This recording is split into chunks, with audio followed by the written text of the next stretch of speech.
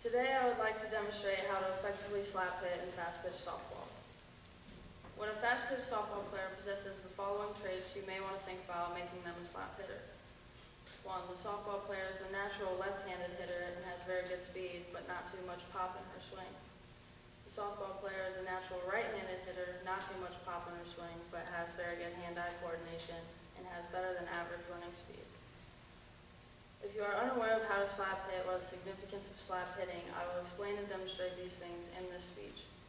As someone who has played softball for 10 years, I can describe and demonstrate the correct way to slap hit and its value. In this speech, I will demonstrate how to slap hit effectively in fast-pitch softball. I will also give a background on the value and strategical importance of slap hitting. First is going to be a brief background of hitting basics. So when you set up to hit the ball, you're going to want your back foot. It depends on how fast the pitcher is. If the pitcher is fast, then you're going to want to set up in the back of the box, like towards the edge of home plate. If the pitcher is slow, then you want to set up in the front of the box. So that way, when you're swinging, you make contact because you're not in front of the ball or you're not behind the ball, so you're making a good cut and the ball's going to go further. So when you set up, you want your back foot aligned on the inside chalk of the plate, and then you want an open stance. And when you get an open stance, it basically just means like your front step is going to help you to start turning your hips faster and better, and you're going to get more pop in your swing, and meaning you're going to be able to hit the ball further and harder. So when you set up, you want your open stance, and you want your shoulders have to be up, and when you start your swing, you want to step in and towards the pitcher. By stepping towards the pitcher, it allows you to, it's a timing mechanism. It'll help you time her throw and where it's going to cross the plate and when you're going to make contact. So when you step, after you step, you're going to want to open your hip, like turn your hips. When you turn your hips, you want your hips pointing towards the pitcher and your belly button pointing towards the pitcher. When you're turning, you want your back foot to turn with your hips, and you want to keep your shoulders closed so you're not, like when your shoulders come open, you're going to be out in front of the ball and you're going to pull the ball to the left side of the field. So you step, you turn, belly buttons towards the pitcher, and you keep this front shoulder closed and this back shoulder up. When you do that, it's going to help you to make better contact, and your bat head's going to have a better angle on the ball, and you're going to make contact, and your ball's going to go further, and it's going to have more pop. Another key aspect to hitting is how you align your knuckles.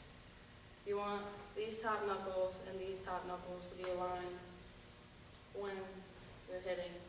When you do this, it helps your wrists. Like your wrists have more movement and your bat head's going to angle better. And then after you make contact, you flip the wrist and you follow through. That'll help the distance that you hit the ball. Alright, second, I'm going to give you strategical information on slap hitting. A coach usually only calls a slap hit when he knows he has a fast player on deck and he knows that they have the right mechanics to slap hit. He's also going to notice that your two corners, your first baseman and your third baseman, are playing in because you're at the top of the lineup, and your top of the lineup usually they'll bunt or they don't hit far, so they play in. When he sees that your corners are playing in, he's going to call a slap hit because the slap hitter is they're going to show bunt. They're going to line up in the back of the plate, and they're going to show bunt. And that'll draw in your corners even closer. When he sees the corners are drawn in, you're going to bring your bat back, and you're going to hit the ball, and you're going to try and place it on the left side of the infield. That way, you can outrun the play. So, how to slap hit? You're going to line up in the back of the box, and your hitter is you're going to show bunt and draw in those corners. And when your pitcher's at the top of her rotation, she's going to pull back. And the key part of slap hitting is the crossover step. So you're going to bring this back foot and you're going to cross it over, and your hands will start to move towards the ball when you cross over it. Then you bring your front foot up, and you hit the ball.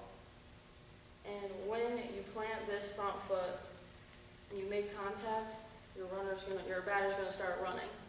That's the whole idea of a slap hit. Is you're gonna come over, you're gonna cross step, you're gonna open your hips when you cross step, and then you're gonna bring this foot, you're gonna hit the ball, and then since this foot's already planted, you just take off, which makes running easier.